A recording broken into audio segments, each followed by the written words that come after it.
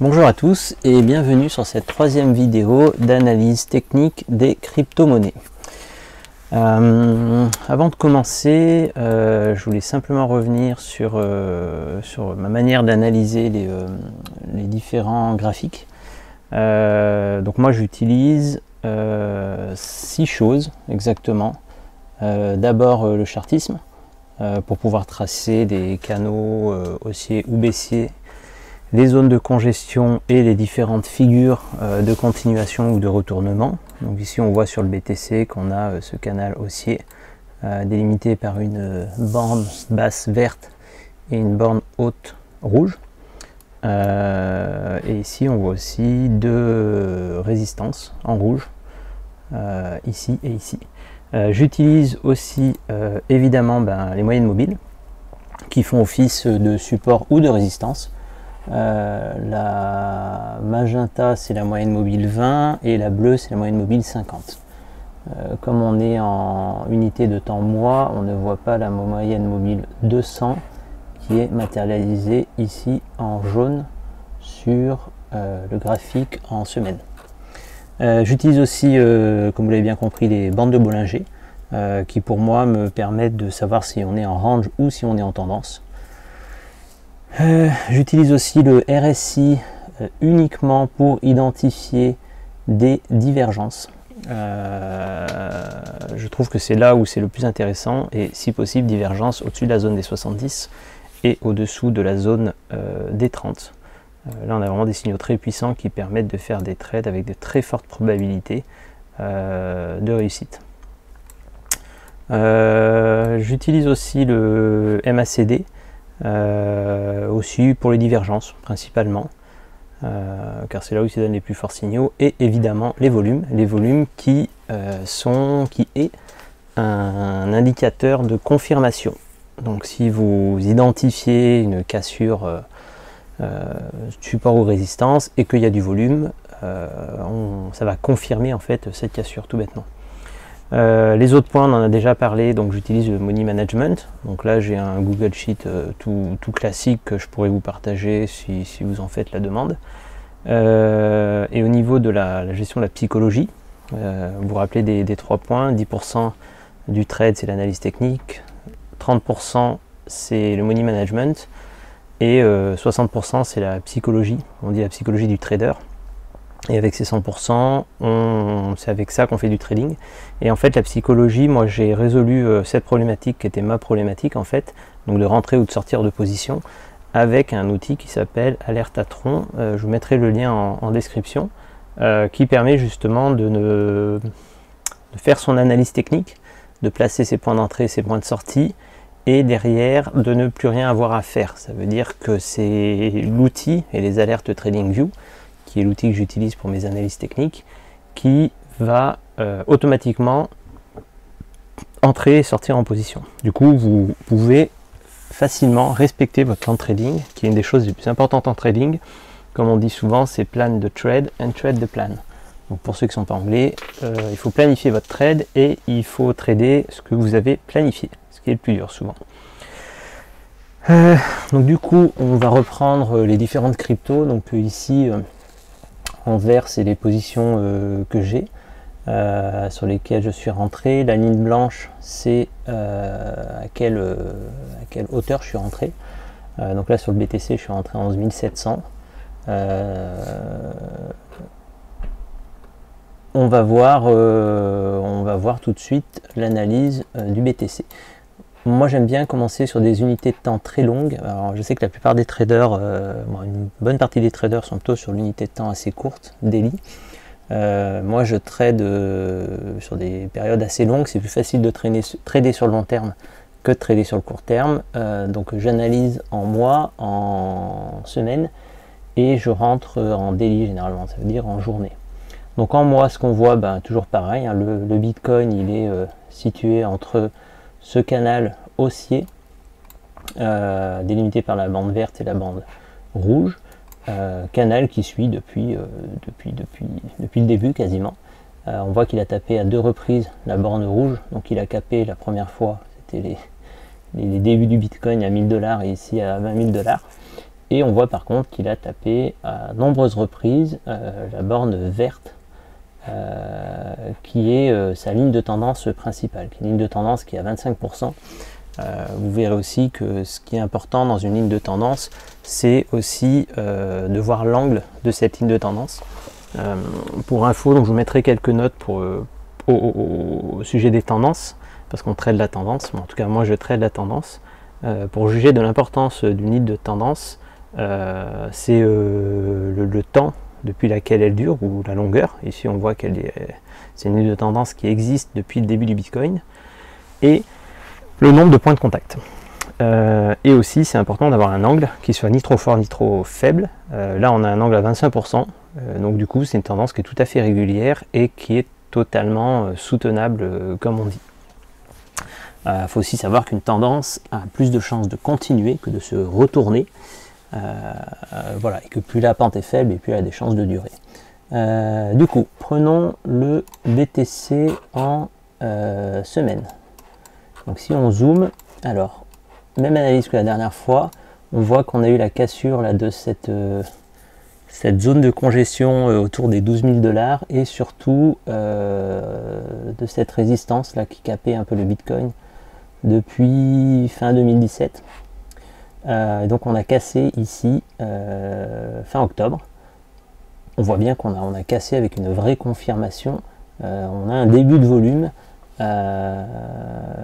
et on a une cassure nette, ça veut dire que la bougie a fermé ou a closé en dehors de la résistance. Le RSI est monté un peu dans les tours, donc à 78. Ce qui est plutôt une bonne chose pour qu'une cassure soit confirmée, on va dire. Ce qui est intéressant, c'est d'avoir une cassure avec une bougie qui ferme de l'autre côté de la résistance ou du support, et d'avoir aussi des volumes et aussi des indicateurs qui montent un peu dans les tours. Là, on voit qu'on est monté au-dessus de la ligne des 70, et pour le MACD, on voit bien que les deux bandes, les deux courbes là, orange et bleu, s'écartent assez fortement. Ici on voit le petit graphique vert, ça montre en fait l'écartement des bornes des deux signaux. Donc du coup là on est en progression. Voilà, ce qu'on voit aussi, très important, c'est que les bandes de Bollinger sont en train de s'écarter. Là on a un léger fléchissement de la bande de Bollinger en weekly. Ici évidemment la moyenne mobile 20, la moyenne mobile 50, donc on a eu un croisement des deux moyennes mobiles, croisement que nous disent les moyennes mobiles. Les moyennes mobiles nous disent que une tendance a débuté, et si on regarde tout le long du Bitcoin en weekly, il aurait presque eu besoin de trader simplement le croisement des moyennes mobiles. Donc ici, si on avait tradé cette moyenne mobile qui est un signal de baisse, on aurait pu shorter de 500 à, on va dire, à 250, donc on aurait fait 100%. Si on avait ici, si on était parti à la hausse, ce signal, on aurait pris à 250 le BTC pour aller le vendre à 8000. Donc là, je ne sais pas combien ça fait x32. Ici, si on l'avait shorté, on aurait été à peu près à 8000 jusqu'à 5000, donc ça fait une belle, ça fait un beau bénéfice. Et si on était rentré à l'achat ici, on serait rentré à 5000, on serait sorti, on va dire, à 8000. Donc alors évidemment j'ai pris les croisements des moyennes mobiles, mais grosso modo le cours se situe à chaque fois sur ces moyennes mobiles. Donc l'écart est tellement énorme que qu'à chaque fois on aurait pu gagner. Juste là où on rentrait à, allez, on va dire à 8000 et on sortait à 8000, donc là on aurait été break-even, donc on n'aurait rien gagné. Aujourd'hui on voit que les moyennes mobiles ont bien croisé, donc elles ont croisé fin juillet. On voit qu'en plus l'angle de la moyenne mobile est en train de partir à la hausse, donc les deux, ce qui fait qu'on a un signal d'achat qui est quand même assez fort sur le Bitcoin. Si on rentre en daily, donc je vous rappelle que les courbes bleues pour moi c'est les courbes bleues. Les traits bleus en fait sont des traits qui me permettent, que que je fais en daily, en fait, ça me permet simplement, c'est ce qui est un peu jetable. Ça veut dire que ce qui est en vert et en rouge, c'est des choses qui ne bougent pas pour moi. Le bleu, c'est jetable. Ce que j'essaie de représenter ici, c'est des figures qui sont, on va dire, une pause dans la tendance. Pause dans la tendance, en fait, chaque tendance, souvent, se termine avec une figure de continuation, une figure de retournement. Donc ici, on avait ce canal là qui dure depuis mai 2020. La tendance, ici, la tendance se termine, on va dire. On voit qu'il y a une sorte de triangle, qui est en fait un triangle de continuation. La tendance repart. Bon, là, elle nous a fait une sorte de petit range. Après, ça a recassé parce qu'on avait une divergence, une belle divergence d'ailleurs. Ici, on voit que le RSI est plus haut. On voit que ici, le RSI est haut. Et ensuite, on a un point RSI plus bas et on a le cours qui est plus haut. Ça, c'est typiquement une belle divergence. Et d'ailleurs, ça a cassé. Et ça rebondit sur le support du canal qu'on avait. On a eu un triangle qui s'est cassé par le haut. Et donc là, on est toujours un peu en tendance. Alors quand les bandes de Bollinger ne s'écartent plus, donc là elles ont arrêté de s'écarter, mais qu'elles ont une direction qui est haussière, et ben on peut dire qu'on est encore en tendance. Donc tant qu'on est en tendance, c'est assez difficile d'aller dessiner une figure. On peut rentrer en H4, mais j'aime pas trop trader les petites unités. On pourrait éventuellement se dire que ici on a une figure qui peut se dessiner, qui potentiellement sera, on va dire, potentiellement on peut avoir un triangle, donc un triangle rectangle, ça c'est typiquement un triangle haussier. Donc si ici ça vient taper la borne des 14 000 et que ça s'amuse un peu à se balader dans le triangle, il y a des chances que ça reparte à la hausse. Mais bon, moi je ne trade pas trop en petites unités de temps. Je préfère les grandes unités parce que, comme on dit souvent, la fluctuation du prix en trading, c'est quelque chose qui est intrinsèque aux petites unités de temps. La volatilité, mais en grosse unité de temps, en fait, on la ressent moins. Et puis ça évite de flipper en voyant le cours partir dans tous les sens. Voilà pour le Bitcoin. Je pense que je vais m'arrêter là pour cette vidéo, qui est déjà assez longue. Et je vais en faire une autre distincte pour les différentes autres cryptos sur lesquels je suis positionné, Ether, Bitcoin Cash, Dash, XRP, TRX, XTZ.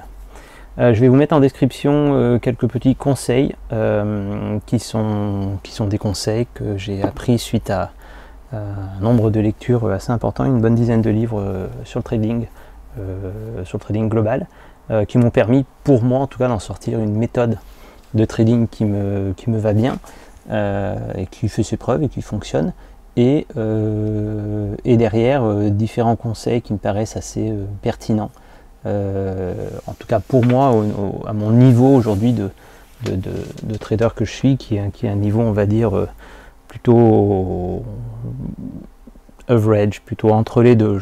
Ça fait pas assez longtemps que je trade pour dire que je suis un expert en trading. Ce que je vois simplement, c'est que j'arrive à avoir des gains réguliers, ce qui est très important dans le trading, mais avoir des gains réguliers que des gains très irréguliers, que ça fait 3 ans que j'en fais, que j'en vis correctement. Donc voilà, on va dire que je suis entre les deux. Je vous laisse et je vous dis à une prochaine pour une analyse plutôt des altcoins. Bonne journée à tous.